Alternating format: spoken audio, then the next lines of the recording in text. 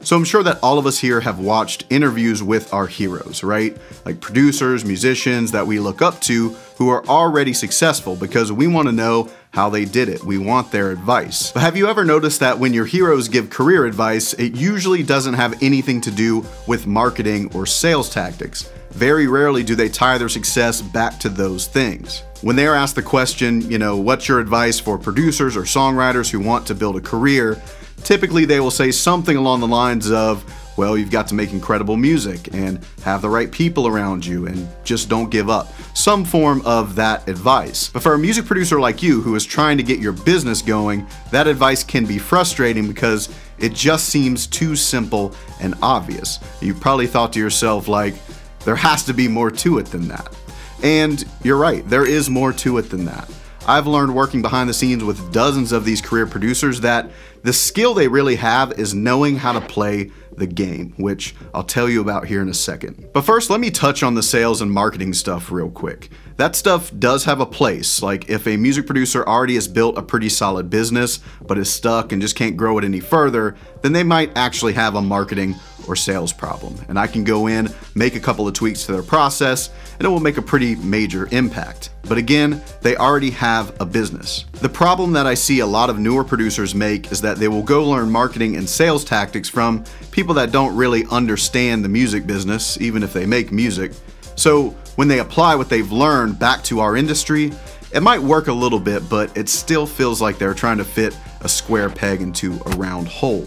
They get caught in the trap of trying to sell production the same way you would sell like home repair services or online coaching or something like that. It's not that what they're learning is wrong, it's just that general business skills are only half of the equation. The other half of the equation is understanding how to play the game. So let me share with you what I've learned about that so far. And before I do, I just want to say real quick, if you don't have the luxury of being able to spend all day studying the music industry, then just subscribe to this channel and I'll do it for you.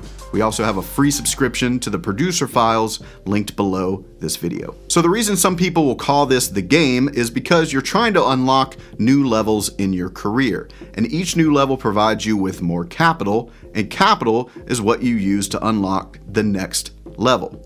And there are many different types of capital in our industry, and knowing when and how to leverage each one, like you're playing chess, is how you unlock new levels. Now, this approach isn't 100% unique to just the music industry, but it's a very important part of our industry. And the first thing to understand is that there are many different types of capital in our business. And go ahead and get something so that you can take notes here. The first is financial capital, which is money. That's the most obvious one. And then there is reputation capital. This could be a producer's credits, track record, awards, etc. There is experience capital, gaining experience or learning from someone. There is social capital. This usually comes down to relationships that you've built. There is attention capital or clout, which could be your audience or influence. And there are a few more, but let's just stick with these for now. It's important to know that all of these eventually lead back to financial capital, making money. But in our industry, it isn't always a straight line. I've seen producers get an opportunity and almost lose it instantly because they asked for upfront money, thinking that they were being business savvy. The problem with a lot of business advice out there is that it's just based on you trying to earn financial capital as quickly as possible. But because there are millions of producers who are all going after the same thing, you just end up washed out in a sea of clones, and that is a disadvantage, and you have to think more strategic here. Now, I'm not saying you have to wait forever to earn any money. Go on Fiverr or Craigslist and post your services for super cheap, and someone will probably give you money. However, thinking long term, would that help you earn any of the other types of capital? Probably not. So as Fiverr or whatever you're using gets more and more saturated, it gets harder for you to make money and you eventually get knocked out of the game. You only focused on one type of capital and didn't have any leverage. However, doing the complete opposite doesn't always make sense either, because there are producers that focus on every other type of capital except for financial capital. They may be collaborating with great artists and doing spec work to build their social and experience capital. They may have some credits or accolades, which gives them some reputation capital. But when it comes to turning all of that into money, they fall short. So they look cool, but can't pay the rent. The true skill to develop here is understanding how to navigate these different types of capital to grow your career and keep the bills paid along the way. I'll give you a real life example here so that you can see this in action. When I was younger, my goal was to work at the biggest commercial studio in my hometown, but they didn't really do internships, so it was kind of a closed circle. The only way that I could think to get in was to use some of my own financial capital and pay the studio for a session so that I could show them that I was serious and capable. And then I started bringing in some of my own home recording clients to that studio. I didn't make money on most of those sessions, but I was gaining a ton of experience capital working under my mentor to learn the ropes. And because I had the experience capital, I later got to assist on bigger records in our local market and earn some reputation capital.